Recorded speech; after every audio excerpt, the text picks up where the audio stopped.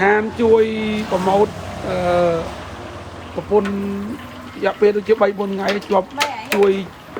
ជនភៀសសឹកនិងបងប្អូនទាហានជួរមុខឥឡូវមកជួយ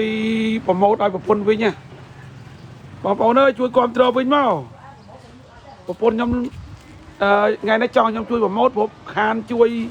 ប្រម៉ូទប្រពន្ធប្រហែលថ្ងៃហើយចូលអានឹងតែទៀតអានឹងទៀតអានឹងមកទៀតអាចថាមកទៀតមែនបើជួយកពួយឲ្យស្អាតមែនគាត់ហូបប្រហិតទេគេ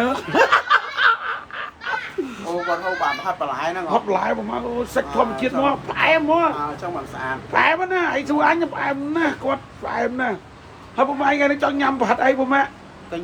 ប្រហិតសចរនោះ10000ហើយអានោះ10000អរគុណពុំអរគុណពុំយើងថ្ងៃពុតយើងទៅបកគលអំណោយបកគលសម្ភារៈឲ្យទៅបាត់ដំបងទៀតពុំណាពុំឯងត្រូវទៅពុំត្រូវទៅអរគុណពុំណាមកគ្រប់គ្រងរហូតតែហត់ពេកប្រហែលថ្ងៃហ្នឹងមួយគាត់តែពុនពុំស្អាតស្អាតតែពុនអញតែមិនពុនឯងណាកាច់អូនពុំមកថាអូនស្អាតហើយអញដាក់ជួពុនអូនស្អាតវិញអូនស្អាតមកងាកបងមើលអូនស្អាតអូនអូយ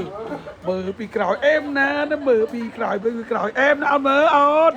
មើលចូលអាគេមើលមើលទីមើលអូយអូនស្អាតមែនអូនខូចអូយខ្ញុំមកខូចទេចូលខ្ញុំថាអូនស្អាតណាស់ខ្ញុំមកថាធំលេខបានឡើយអត់ឥឡូវអញអញទឹកដៃចូលបន្ទប់បាត់ឡើយញ៉ៃហ្នឹង